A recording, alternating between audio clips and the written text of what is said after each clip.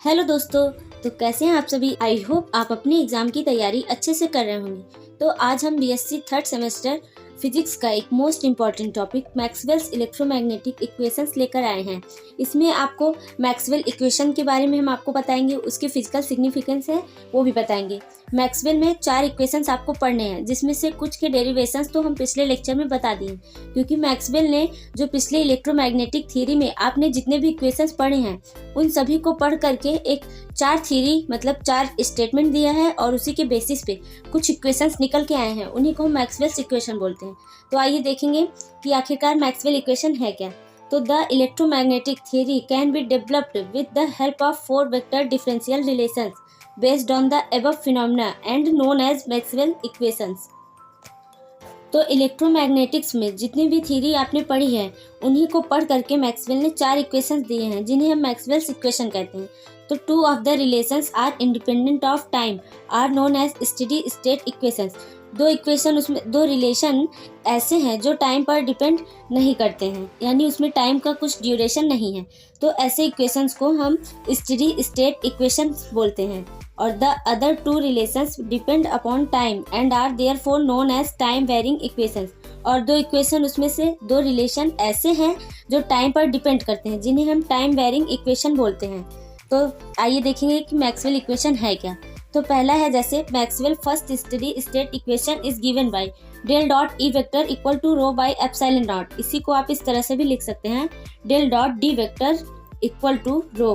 तो क्योंकि हमें पता है displacement vector equal to E epsilon naught होता है, तो जब इस साइड ये जाएगा तो इसकी जगह पे हम डी लिख सकते हैं। तो इस तरह से ये इक्वेशन आपने कहीं देखा होगा, आप दिमाग लगाइए, सोचिए आपने कहाँ देखा है। आइए बताते हैं कहाँ देखा होगा। तो this equation represents the differential form of Gauss law in electrostatics. तो जब आप गॉस लॉ पढ़ रहे थे तो उसमें हमने आपको इस इक्वेशन के बारे में बताया था और इसका डेरिवेशन भी कराया था। तो आपको अगर देखना है इसका डेरिवेशन तो आप हमारे चैनल पर जाकर देखिए गॉस लॉ को, और इसका डेरिवेशन आप अच्छे से सीख जाएंगे। दूसरा है Maxwell's second steady state equation is given by del dot B vector equal to 0। ये मैग्नेटिज्म में गॉस लॉ है, इसका मतलब differential form of Gauss law है। This equation represents the differential form of Gauss law in magnetism. मतलब magnetostatic में जो magnetic field होता है उसका जब आप डाइवर्जेंस निकालेंगे तो वो 0 के इक्वल होता है। तीसरा है Maxwell's first time varying equation is given by, मतलब मैक्सवेल का जो टाइम पर डिपेंड वाला पहला इक्वेशन है वो है del cross E vector equal to minus del V over del T. इसको भी आपने देखा है क्योंकि हमने इसको फैराडे लॉ में आपको बताया था, प्रूफ करके इसका प्रूफ हमने बताया था। तो आप हमारे पिछले लेक्चर्स में जाके देख सकते हैं। तो this equation represents the differential form of Faraday's law of electromagnetic induction. अब चौथा है Maxwell second time varying equation is given by del cross B vector equal to mu naught कोष्टक में J vector plus epsilon naught del E over del T. इसी को आप del cross B vector equal to mu naught J vector plus del D over del T लिख सकते हैं। तो ये भी हमने आपको एम्पियर्स सर्कुलर लॉ में बताया था। This equation represents the differential form of Ampere's law for steady state as well as varying current.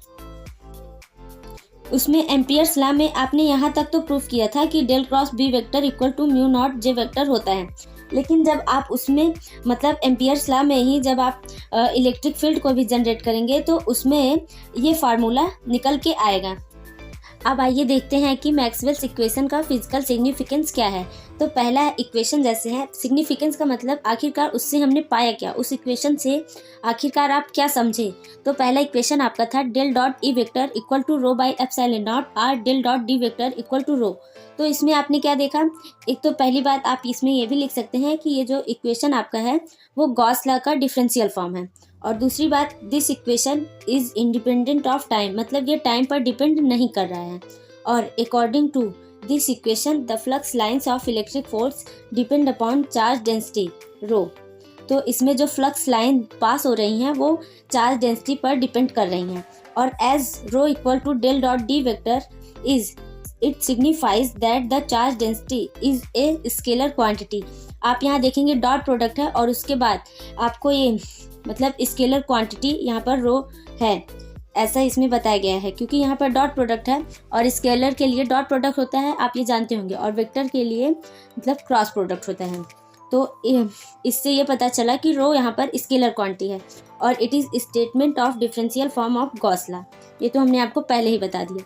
तो दूसरा जैसे है del dot B vector equal to 0, the physical significance of this equation is independent of time. ये भी time पर depend नहीं कर रहा है। According to this equation isolated magnetic poles do not exist. इस इक्वेशन से हमें ये पता चल रहा है कि जैसे कोई आइसोलेटेड मैग्नेटिक पोल्स हैं वो एग्जिस्ट नहीं कर रहा है। आइसोलेटेड का मतलब अलग।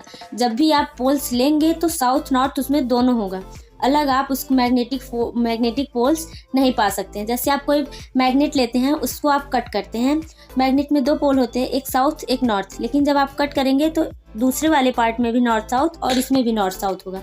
तो इस तरह से आप समझ सकते हैं कि आइसोलेटेड मैग्नेटिक पोल एग्जिस्ट नहीं करता है। और तीसरा इक्वेशन आपका है del cross E vector equal to minus del V over del T. The physical significance of this equation is it is a time dependent equation varying with time. इससे आपको पता चल रहा है कि ये टाइम पर डिपेंड कर रहा है, यानी कि जो मैग्नेटिक इंडक्शन है उसके पार्शियल डेरिवेटिव इसमें हो रहा है टाइम के रिस्पेक्ट में। तो इससे पता चल रहा है कि ये टाइम पर डिपेंड कर रहा है। It relates the space variation of E vector with time variation of B vector. जब यहाँ पर चेंजेस होगा टी के रिस्पेक्ट में, तब जाके आप इसका कर्ल निकाल सकते हैं। इसमें इसका मतलब यही है। और it gives the relation between E vector and B vector. और ये इक्वेशन आपको ई वेक्टर और बी वेक्टर के बीच में एक रिलेशन दे रहा है। It is statement of Faraday's and Lenz law of electromagnetic induction.